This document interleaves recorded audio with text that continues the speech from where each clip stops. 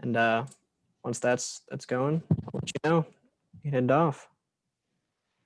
I have a couple of questions from our staff that people are asking, and then start watching on there. Alrighty.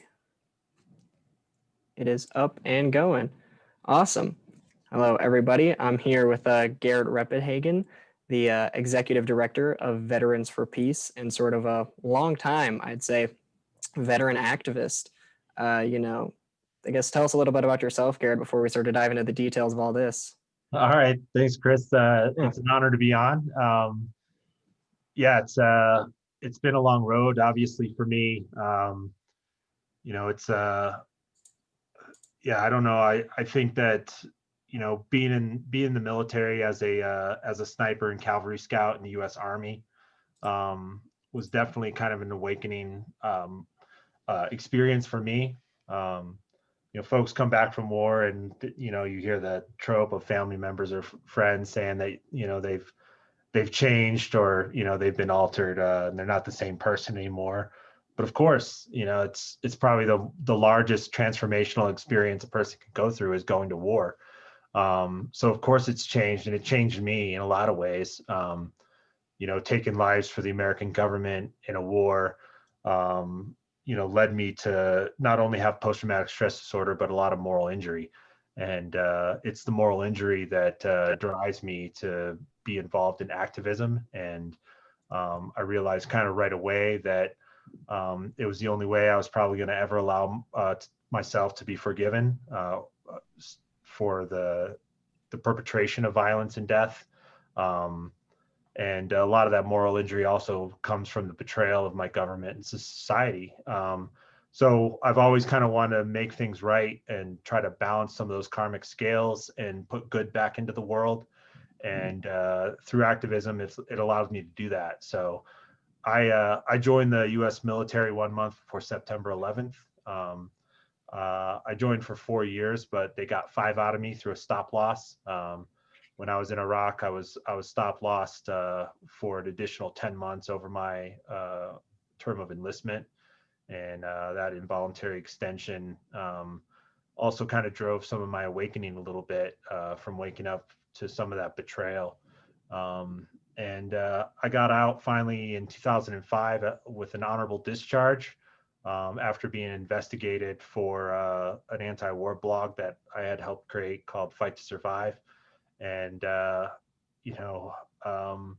hit the ground running in that anti-war activism. I joined Iraq Veterans Against the War while I was a sniper in Iraq. I was the first active duty member of that organization. And I got out, and a month later, I was in Crawford, Texas with Cindy Sheehan in Camp Casey, standing by her side, confronting Secret Service. So it's been a wild ride. I've worked in a lot of nonprofit organizations. Kind of realized that I don't think I could ever work in a corporation or for the government again. So that pretty much led me to working in nonprofit organizations. I got involved in Veterans for America in Washington, D.C., doing a lot of lobbying type efforts and public education efforts. I helped build an organization called Veterans Green Jobs that helped repurpose veterans into working in the clean energy industry and addressing climate issues. And then now I worked for Vet Voice Foundation doing conservation advocacy, and now as the executive director of Veterans for Peace. Yeah, wow, that's, obviously a storied past and is pretty exciting. Safe to say that something you've mentioned now twice, one in our earlier conversation just before the sort of live streaming started, and now is the sort of sense of responsibility. One of the things you mentioned before was this sort of responsibility the U.S. has to the countries that it's invaded, colonized, litany of other actions, strike, what have you. But you also sort of felt this sort of moral injury, as you said, and this personal responsibility as a driver for your activism, which I think is, inspiring and something to be looked up to. Absolutely. And since you're someone who, as you put it, just sort of hit the ground running, I guess we can do that with this and dive into what you again described as sort of the main focus of Veterans for Peace, which is this military overspending and its impact on both public services and U.S. foreign policy. obviously that's a broad topic, but if you have some thoughts you want to start with, go ahead. Well, where we spend our money and in our tax dollars obviously shows a lot of our values and the systems at play within our own nation. And more than 50% of our tax dollars goes to war. And it's disguised as a defense budget, but it's a massive industry, and it's a way to grow the economic divide, to make individuals wealthy at the exploitation of most of our population. And we export death and destruction all across the globe. And that only assists with more neoliberal, neocolonial, colonial exploitation of resources and people all over the world. So, at heart, we have this distributed industry all throughout our country, where we produce hardware for war in different districts all over the country, making it a job driver in local communities, puts massive amounts of pressure on our elected officials. Our elected representatives receive huge amounts of dollars, lobbying dollars, to get reelected, making promises to the industry. And then once they're in, they make sure that the budget is super inflated, and those dollars are going to the defense industry. And I think it's one of the most tragic things of our nation right now, especially in an era where there's a huge health crisis and a racial uprising, a growing alertness to the economic divide and disparity of people. And we're spending all this money on weapons for war, when how many ICU beds could that buy? How many hospitals can it build? How many doctors can get their education using these dollars? It's very similar to the same fight that we're having with defund the police. Local cities spend a third, sometimes half their tax dollars locally in cities on police and law enforcement. It's the same kind of trap we fall into, protected by nationalism and this neo-patriotism to allow it to happen. So it sucks. This money's not helping anybody. It's not helping our national security. That's just a lie to basically perpetuate the industry.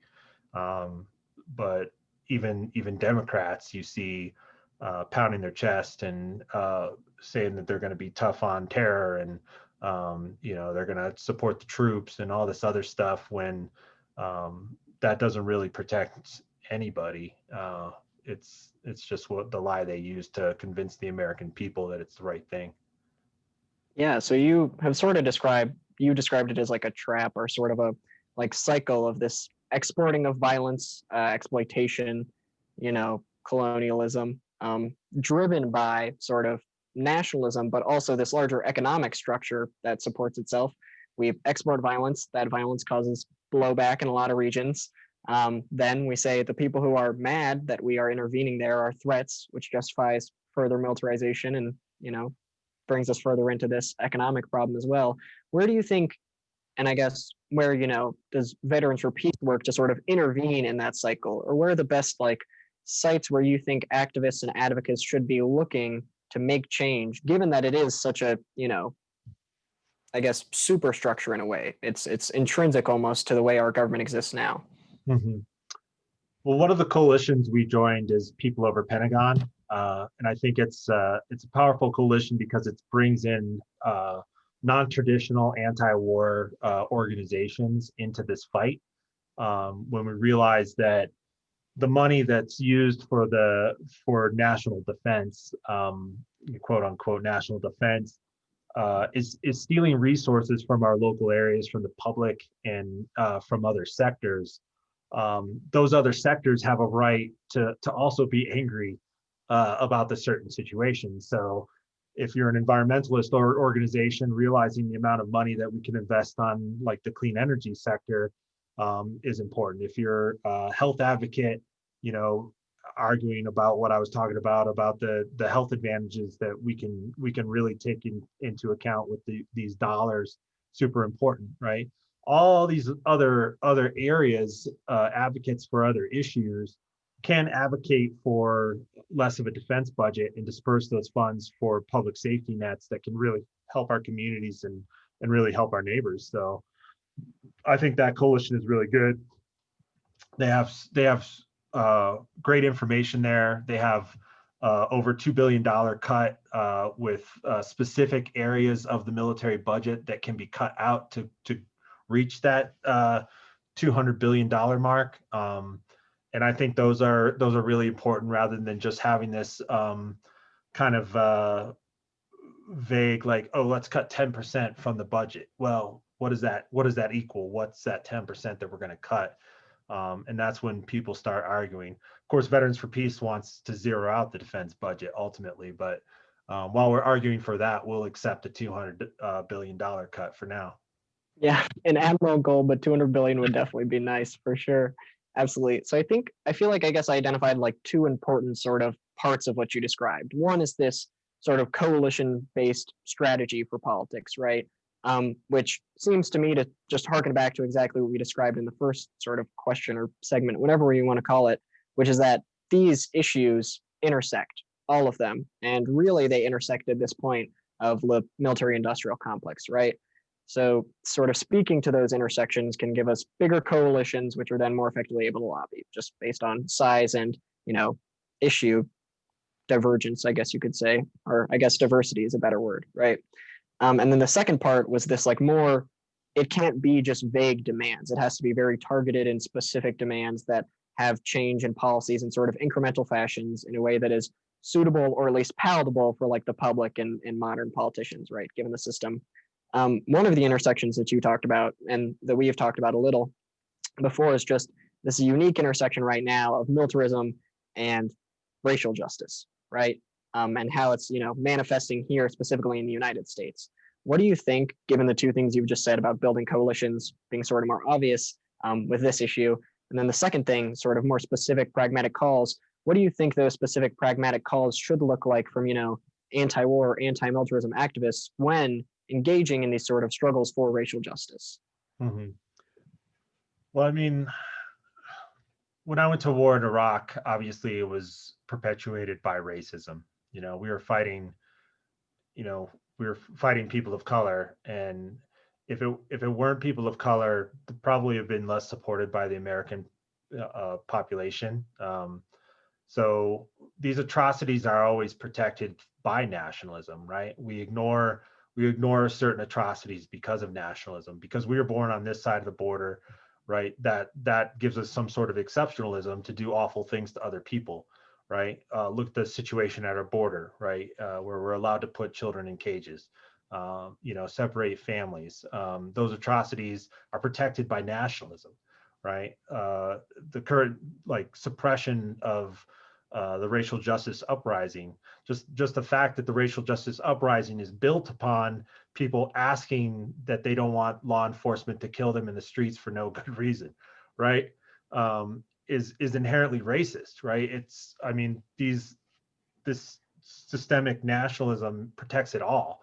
And then, you mentioned, before we started the program, the 1033 program, where we give military hardware and either sell it or give it directly to law enforcement agencies around the country.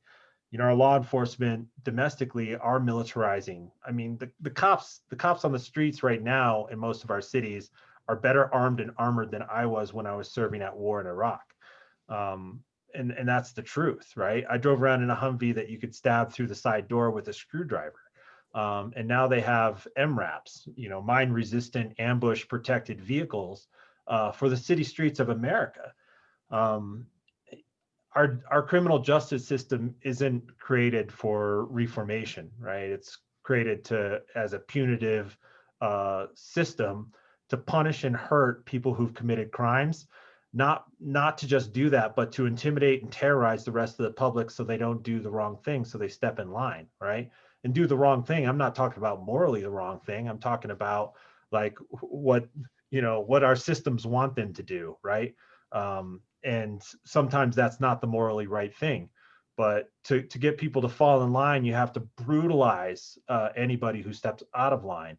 And at that point, it doesn't matter if you're innocent or not, if you committed a crime or not. The goal is to commit as much brutality on an individual to make an example out of them, so nobody else follows in line. And that's how our criminal justice system is built, as far as the court systems, the prison systems, and obviously the way we do law enforcement. And these are lessons learned from the US military. They're tactics that we learned in Iraq, in these, very one-dimensional conflicts that we've been in for years.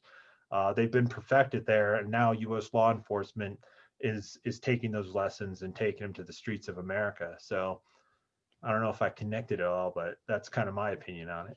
No, you definitely drew the dots together. Yeah. So not only are sort of counterinsurgency capabilities from the military being brought back, but also the counterinsurgency tactics. And we are literally just treating, US citizens and people living here as counterinsurgency targets who, as you put it, we need to brutalize to the maximum extent, basically. And that makes sense. You talked about sort of the bigger structure of criminal justice in the US as just being punitive, right? How do you think we go about changing the structure in, whichever sort of level you talk about it? You mentioned the courts. You could talk about prosecutors and their obvious incentives to, demand plea bargains, which are disproportionately affecting, minority or poor people. You could talk about the law enforcement as the most obvious example. Where do you think, I guess, not we have to start, but where we can change and what we can change about that to make it less punitive and more about reformation of the person, Yeah. Well, I absolutely think that we need to defund police. That the roles of the police officer are, they're really minute and focused, and usually not needed in most situations. And just getting more professionals, to have counselors be the first responders to certain situations, to have substance abuse specialists to be responders of certain situations. So many situations are non-violent and not threatening that you don't need, a trained law enforcement officer that's equipped with military hardware to respond to it. That only escalates the situation, usually makes situations worse. So defunding that is important, but we really need a transformation from the top down. Like, our prison systems need to be broken. Our court systems need to be broken. Like, these are massive amounts of flaws that aren't just going to be fixed with defunding the police department. So, the prison industrial complex is a situation that we really have to look at. Like, people are making money on, like, the incarceration of human beings. Once that becomes a profit-making thing, the goals of somebody involved in that system is to make as much money as possible. So the objectives are all already skewed. Once you try to, like, invoke, like, actual justice in a situation, it doesn't matter, because people with the concentration of power is making sure that the most people possible are incarcerated, so they're making money. Everybody who's sells toothpaste to prisons is making money on the prison industrial complex. It's maddening. We have one of the largest prisons populations in the world. Probably the largest, I think, is the statistic. So absolutely. It's super. It's just shameful. So we need to break it, just like we need to break the military industrial complex. I think Citizens United is a huge target. If we can make sure that these corporations can't fund and elect people into office that represent them rather than representing the people and the public, I think that's a massive step that we can take to try to attack both the prison industrial complex and the military industrial complex. That makes a lot of sense. Sort of the locus of both those systems, I suppose, is with the people in power, and sort of changing the way that those people are selected definitely would be a pretty big boon for the rest of society. I think one of the things you kind of talked about is this, like, trying to think of the best word to describe it, this, defunding the police, obviously this like counter argument is just, what does it mean to defund? How does the world look without police or without those structures as we, see them and as they exist now? One of the things you sort of talked about leaning into is this more, community justice model, which uses, health officials for situations where that is more pertinent or sort of more likely to de-escalate the situation. Beyond that sort of community health model, what does sort of defunding the police look like in your mind? Money shifts from those groups, but are there situations where the police, basically, should the police still exist as it exists now? I don't think so. I mean, Yeah. I'm somewhat utopian, I guess, in my outlook of things. I have a huge amount of faith in the goodwill of people, and I think it's going to take a while before before income inequality is fixed, and folks are desperate, and crime isn't committed because of those desperate situations that we created. We've got to do a lot of work with our education systems, and making sure that people are more personally responsible and their needs are met. It's funny, like I tried a mutual aid program in my suburbia area in Colorado Springs, Colorado. And most everybody was their key want wasn't necessarily mutual aid programs. They wanted to create a neighborhood watch, and I was like, well, why don't we just help giving people their needs? Like, folks aren't going to steal your shit if they have the same shit you have, right? Like, they're not going to care. Like why don't we work on that and alleviate suffering in our local community rather than focusing on like catching a bad guy? Let's not make bad guys. And is just beyond them, right? Because we've been in this system for so long. Like, capitalism isn't new, but we've reached this trajectory of like existing in capitalism for so long that all of our values and all of our habits are conditioned towards those systems in that economy. So we have to break this paradigm. If there's anything that COVID-19, if there's any positives at all of COVID-19 and this current state we're living in, is the fact that some of these paradigms are starting to break down. People are starting to realize that they can live a different way. Some of the myths of our society are breaking down, and those fault lines are disappearing. There's less of a faith in our consumer economy and the institutions and systems that we've put trust in and faith in for so long. And the only reason why those systems work is because we have faith in them. But if you take away that consent, they'll break down. And we can adapt, I think, as people very quickly to protect each other, to build mutual aid programs, to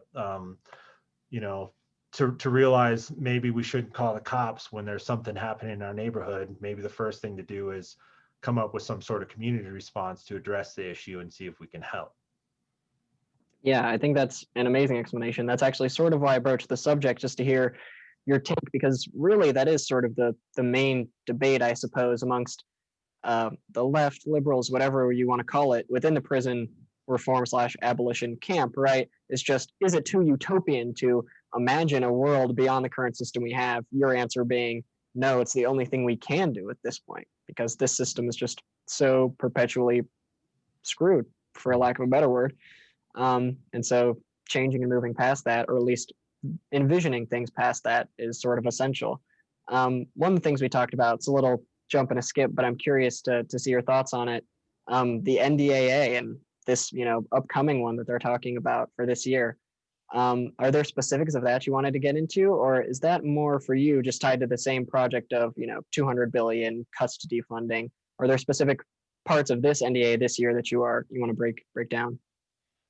Yeah, I don't know. I think it's definitely directly connected to the the general funding.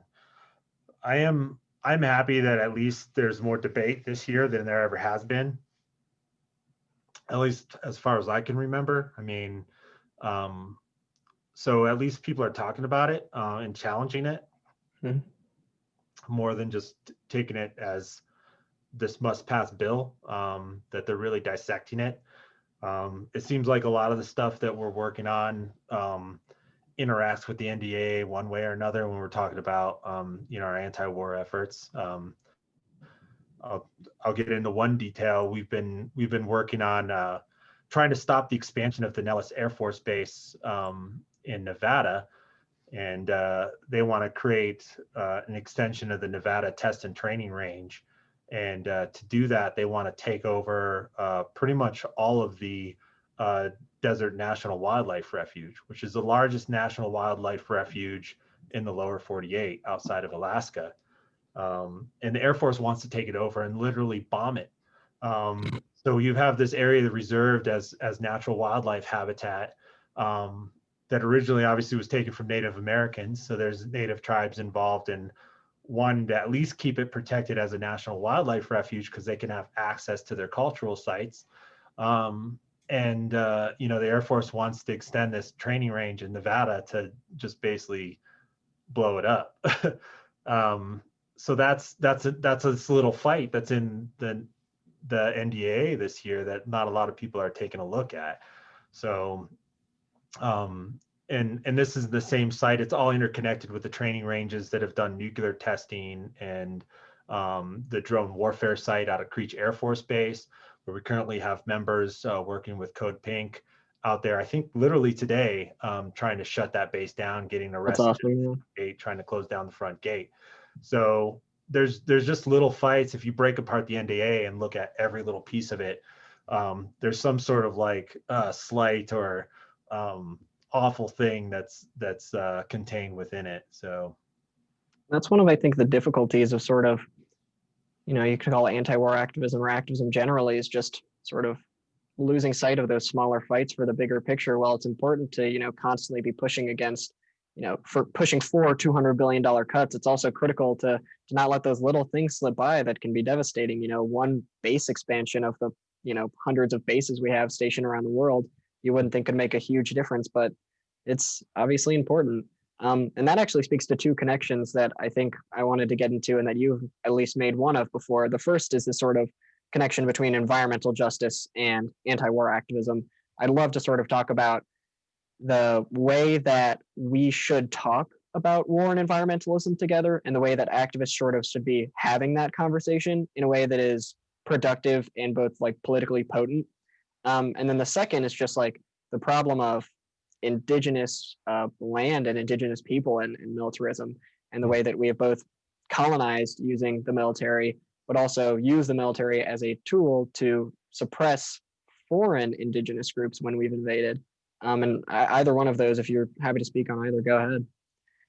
yeah, well, I mean, the intersections with environmentalism in general, I mean, the US military is one of the largest polluters on the planet and does more climate damage than most countries combined. So there's that. It's a huge consumer of fossil fuel resources.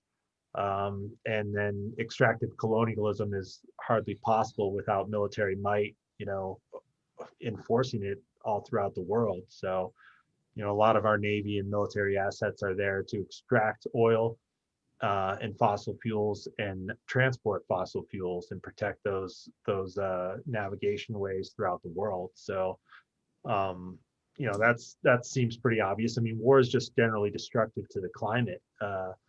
It's you know, in Iraq, like access to clean water, destruction of infrastructure, you know, just the oil chemical spills, just a disaster. You know, we have a great program in Vietnam, working with the Vietnam Village there, and you know, addressing still Agent Orange and UXOs, unexploded ordnance left over. The amount of birth defects and cancer and other issues because of Agent Orange in Vietnam is still very present. And a lot of Veterans for Peace members are Vietnam vets, so they're directly connected to that conflict and want to work on that and alleviate it. But you know, the American, you know, genocide of Native Americans here in the United States that's a military operation. You know, that's, you know, that was a genocide perpetuated by the U.S. Cavalry. I was in the U.S. Cavalry. I joined as a cavalry scout. So I'm no stranger to these conflicts and understanding my direct connection to them. You know, if Veterans for Peace is able to set up, you know, aid programs all the way across the world in another country where we fought in, we should be addressing the current situation here that still is a legacy from the native, indigenous genocide in our own country. So I want to do a lot more to support that. And, I think we have an obligation, we have an entire moral injury of a nation that we need to address, I think, and come together as a country and realize that indigenous populations all over the world are being exploited, but most people can drive less than 500 miles from their house and directly assist with an indigenous population that is have experienced generational trauma and damage that we could do more to address. So we're trying to work with organizations like NDN and work with their Land Back campaign and see what we can do to support indigenous efforts even here in our country. Yeah, wow. That's, I'm glad that you have initiatives for both the intersections I was talking about. That's really exciting. One of the things that you sort of brought up and spoke on is this discussion of how war by itself is an environmentally destructive process, but more than that, environmental degradation can also sort of be a spark for conflict in the future in a lot of ways. There's, literature about coming resource wars because of climate change. So the two sort of seem to be, sorry, people trying to join the room. The two sort of seem to be both building on each other and accelerating each other in a lot of ways. And so my question, I guess, then is what should environmentalists do in the face of this? How do they get involved with anti-militarism efforts? Should there be, a specific focus on a move towards green peace? Even if we're not going to be able to reduce the military budget, we should at least try and make the military that we have, more green. What does that move look like? Well, I mean, one thing you said is that you said that these resource wars are coming, and the effects and conflicts being spurred by climate change are coming, and they're already here. They're already happening. I mean, the famines in Syria basically helped create the power vacuum that ISIS grew out of, and the conflicts in the Syrian civil war are a direct result of that, meaning that the massive refugee shifts from Syria into other countries are causing additional conflict, even here in the United States, obviously. So, I mean, those conflicts are happening, right? We've just lived in America, those who probably don't live in America and are listening in probably have still benefited from the exploitation of somebody else to allow us to live in the comforts. So the resource war hasn't impacted us directly yet, at least not so much where we can't feel it. But even in vulnerable communities in the United States, they're feeling it right now. So those conflicts are definitely already happening. I mean, you look at the fires in California, Colorado, Wyoming, other places. I mean, there's direct results. The natural disasters that are happening and brewing are direct results of this climate change. Now it's, they're individual heartfelt stories that we hear about, but soon they're going to be massive migrations of people fleeing climate disasters, many of them crossing ethical, religious divides, causing conflict, some of them moving into areas, and causing more civil unrest in those areas. Some of those areas might be nuclear powers, and there could be a fear of them falling into a failed state or rogue state situation where we're losing nuclear weapons to who knows what. And there's going to be military responses to those situations. So the upcoming military aggression over climate is severe, and like you said, it's a positive feedback loop that's just going to continue to do increasingly more damage to our environment and causing more conflict. So it's super, super scary. So if you're an environmentalist, you have to be an anti-war activist. You have to be. They're so interconnected and directly related that it's a shame that we're not all seeing this. I mean, every single movement in the world needs to be interconnected at this point. Our corporations have no problem crossing borders and exploiting other people and finding cheap labor and cheap resources. But for some reason, activists, we fail to move past our individual borders and fight these localized fights when we all should have had an Arab Spring at the same goddamn time, you know? Um, our our liberation is directly connected to Black liberation and to Arab liberation. And, you know, we have to grow and cross borders in our movements, or else we're going to fail. Yeah, that's, I mean, obviously incredibly true. One of the things that you said that just was so funny to me in the darkest way is just that, yeah, these conflicts, number one, are already happening. I mean, we're already seeing Armenia and Azerbaijan, I think just in the past few days, actually start escalating their tensions there. A lot of that because of the oil and gas in the region. And of course, you sort of mentioned there will be a military response to these sort of smaller scale or like sort of foreign spats. The US will likely not just take any of those standing down and will then use that as a precursor to, you know, intervene in those regions for those resources. Wouldn't be the first time we have seen energy used as a justification for intervention, or energy as the real cause for intervention where something else is stated.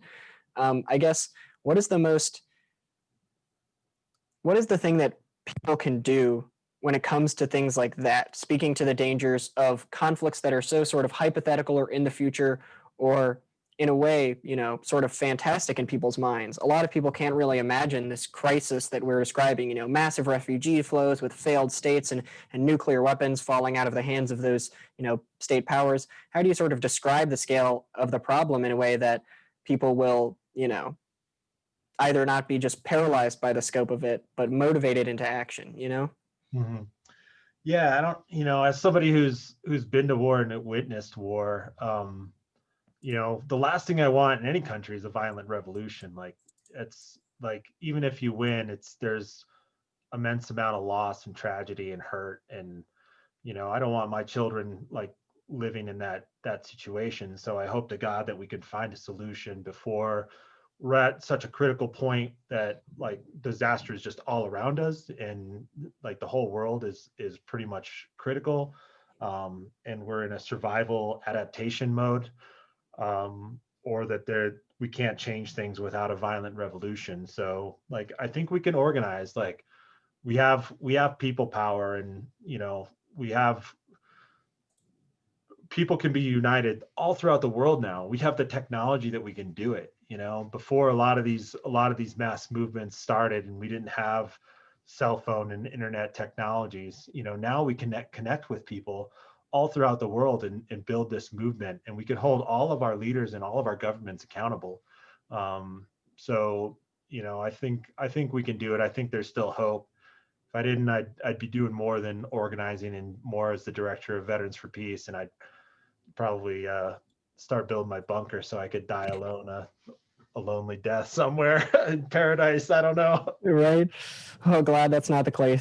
I'm glad you're still working on our side. We love to hear it. You know, one of the things that you're sort of talking about at the core of this is like this political discontent, like violent revolution, right? Organizing.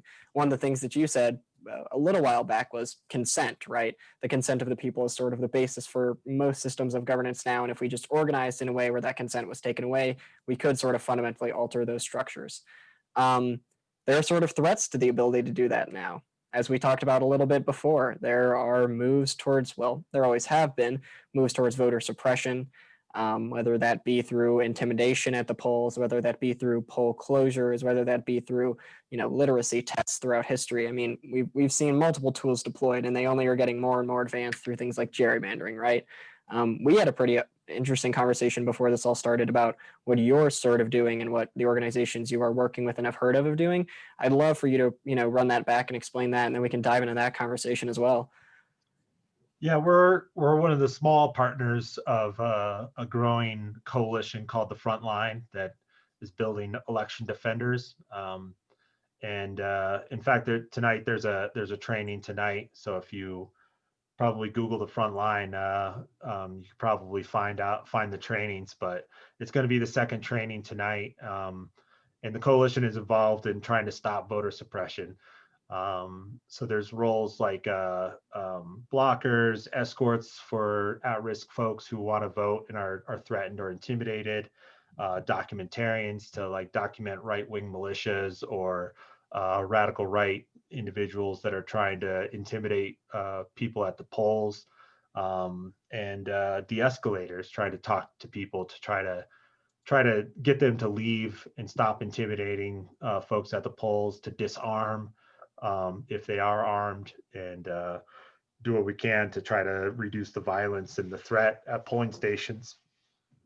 We know that, now in electoral politics, it's less effective to try to convince somebody that you're the right person to vote, and more effective to try to reduce the amount of votes of the other people that will vote against you. And that's it's a damn shame, but that's kind of one of the realities, right? So we know these folks are showing up already at polling sites, and we're going to do what we can. But I think the most important thing is we're building an infrastructure, a network of people that can respond post-election in case the democracy is totally circumvented, and we're looking at arguing about, whether there was voter fraud, or, whether we have state slates deciding how entire states have voted rather than counting ballots. And, if this goes to the Supreme Court or a congressional decision, that we have people power in place to put pressure on decision makers and to make sure that our voice is heard. So hopefully this infrastructure will be effective, and at least we have some sort of, if not an outright plan, at least the mechanism to put the call out to folks to take action and get involved. You use some interesting language when talking about this. You use this word both in the email and in our conversations, which is circumvention of democratic processes. You're talking about training, you're talking about building this infrastructure. I'm sure that everyone involved sort of has an image of what that training is for, like what these scenarios post-election will look like. What do you think is like the range of reasonable expectations in a world of a close sort of Democratic win, obviously, and I think a Trump loss is where we're looking for more, accusations of voter fraud, or even people taking to the streets? Yeah, if individual states decide that they don't trust their ballots, then they're going to create slates to try to vote, and have like a micro electoral college for each individual state just to decide how the state chooses to vote. So that might have a huge amount of influences. We saw, the Gore versus Bush election come down to a Supreme Court decision. It really could go all different ways. So, the training's really direct action training at that point, because, we're going to have a massive street presence, and we're not going to be allowed to alleviate the pressure. So, the racial justice uprising movement is going to have to merge with, some sort of, save our democracy movement, if you will. It somewhat leaves a bad taste in my mouth, because coming from a veteran standpoint, there's so many veterans organizations that use the patriotic rhetoric of defending democracy and all this other crap. And I think a lot of our veterans and Veterans for Peace and About Face, Veterans Against War, know that that was basically a myth, and that's not really what we were doing. So I'm not going to try to increase the veteran exceptionalism when I use this rhetoric, but I do think democracy is important. What little of it we do have in this country should be preserved, and we should fight for it, and we should fight to grow it. And that takes people in the streets, people being trained to do direct action and to mobilize effectively. If we don't start preparing, this is going to move rapidly. And I've never been so scared that we're going to fall into like a totalitarian government, a fascist regime in this country. As a anarchist and a punk rock enthusiast, I use that language a lot, and I've never taken it so seriously before. I think it's a real risk. So, I don't know. I wish I could have more perspectives of like pre-Nazi Germany and pre-fascist Italy to like understand like how quickly that happened and what that shift was. But you only need to isolate and scapegoat a certain small amount of people, and then with violence and oppression make everybody else shut up and fall in line. And it could happen pretty swiftly. And I don't think folks realize how fragile the state could be, that we could actually have that happen in our own country. Yeah, I think that's the most terrifying prospect for me as well, is that we don't even know, like, we don't have sufficient historical parallels to be like, oh yeah, we have crossed the line into fascism. Like, when do we become fascist? And has it become so incremental to move away from it that we are just now realizing we're already at the tipping point? You know, we're already over the edge, maybe. I think a lot of people are asking themselves that question, right? And I think a lot of people are leaning towards the answer, much like you and I and others. That is, you know, we have to really seriously look at the systems we have in place, and some of them are going to have to go. We can't just reform them or change them. This is a little bit of a pivot in the conversation, but something you talked about that I think is super interesting, which is this sort of language of democracy and promotion of democracy or restoration of democracy as, you know, this sort of tool of American exceptionalism, both to rally nationalism sort of domestically and sort of this, you know, patriotic image of the US, but also that's a tool that's been used historically to, you know, justify foreign interventions in the name of democratic promotion. I mean, you've talked about some of the conflicts that are examples of those. What do you think should be the language that we're using then to sort of, or I guess one, what is the language that we should be using?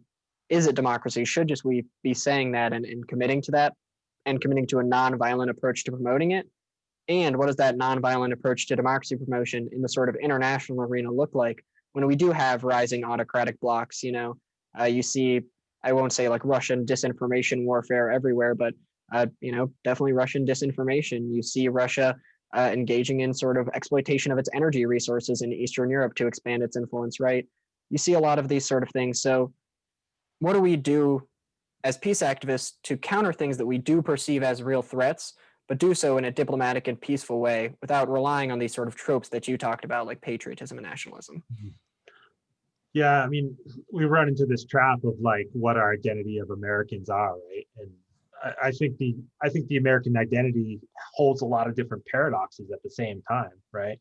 You know, we're the land of the free, but you know, we pass, you know, Homeland Security Acts, and 9/11 really changed and shifted a lot of the dialogue around a lot of this. You know, we disguise all of our bills and all the acts that take away rights as something that's around freedom or democracy or, you know, our security, which is, you know, it's usually it does pretty much the opposite of that almost always.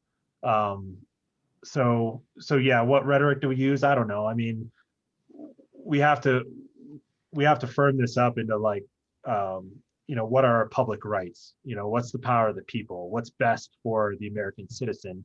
What's best for the global citizen? And, you know, not disguise this in Americana, or, you know, we don't look at democracy as this thing that like what's make America great again, right? It's something new. It's a new way to look at democracy, I think. You know, we don't want to fall into this, you know, trap of the founding fathers and debating like who can best channel the original intentions of our founding fathers, right? I mean, that's just disgusting. Like, we know the flaws in our Constitution. We know the flaws in those individuals as these heroes that, you know, are you know, those aren't real. Like, we need to look at our neighbors and our communities, and we're coming to this point where people will more quickly say that they love America, but hardly any of them love Americans, you know, because they see the American, you know, the America they see is like this, you know, blue-eyed, blonde-haired, you know, little leaguer, Boy Scout, you know, thing. But you know, Ilhan Omar is an American, like, you know, Cesar Chavez is American. Like, these are Americans also. So, you know, we just got to take some of that back a little bit. So when we talk about democracy, we're talking about really fighting for every American to have a voice, and our electoral systems and our representatives. So Very much like the way you frame that, sort of towards the question of not just what is best for US citizens, but sort of what is best for the global citizen. It's an interesting concept to me, and I like sort of the development of it as a way to sort of get away from the language of American exceptionalism, nationalism, sort of patriotism that we've talked about. Um, I'd love to open it up since we have a little time left to see if anyone sort of in the call with us has any questions they'd like to ask Garrett. If not, obviously I'd have more I'd love to talk about, but if anyone's interested, go ahead and ask away. Yeah, go ahead. If you need to raise your hand or anything, yeah, just go ahead and unmute. Hi, my name is Matilda. I would like to begin with saying it's been very interesting to hear you talk, so thank you so much. I was wondering about, so I was listening to the presidential debate last week and how Trump was saying that he quit the racial sensitivity training in the military. So I was just wondering if you have any comments on that. Yeah, a lot of these military trainings are just to check the box as a liability to say that they've done it. Racial sensitivity training, gender equality. I've literally have briefings about domestic abuse where we all get into formation. The commander comes out and he says, "Don't beat your wives and don't beat your girlfriends."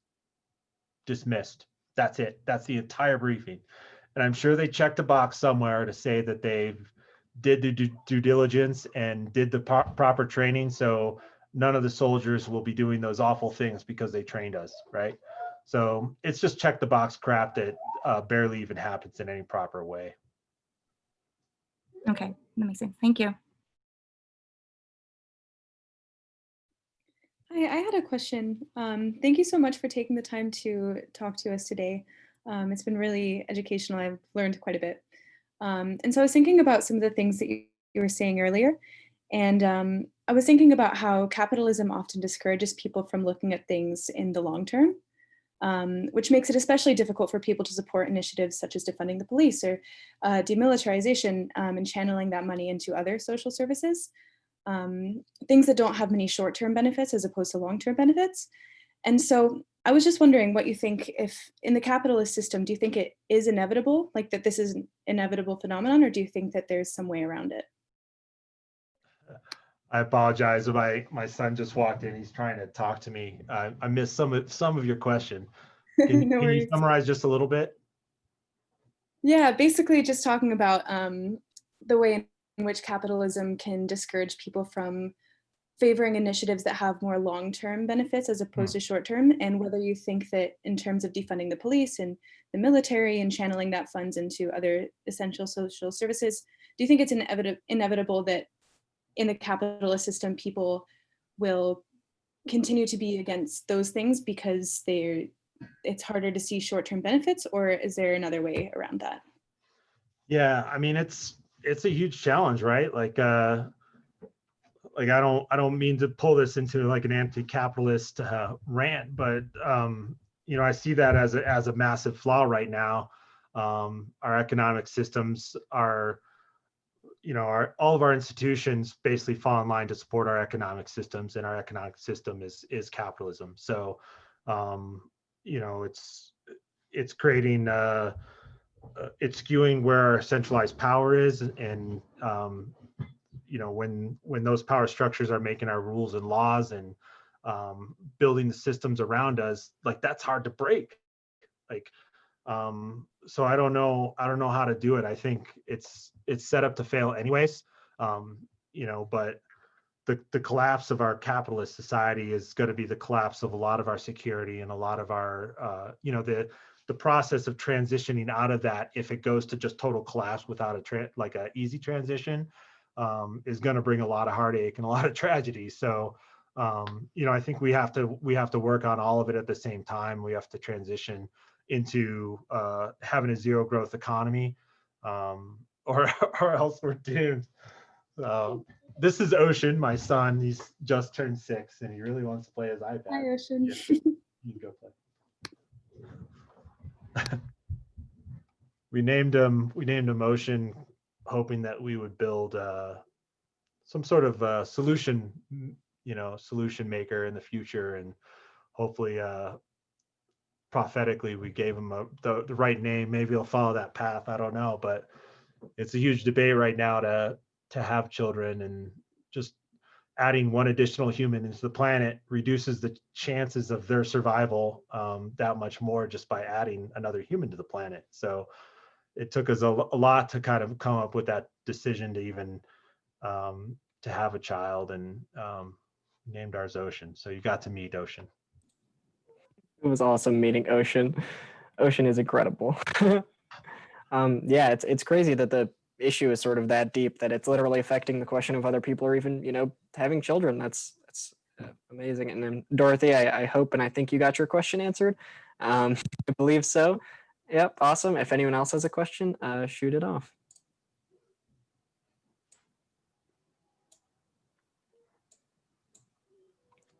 All right. It seems like nobody else has another one. Garrett, thank you so much for your time, man. It's been awesome having you. Great discussion. Yeah, it was great meeting everybody. Hopefully I can be on again sometimes if anybody thinks of a question. Absolutely. It was incredible talking with you. Thank you so much, man. Have a nice day. Thank Cheers. you. Thank you so much. Thank you.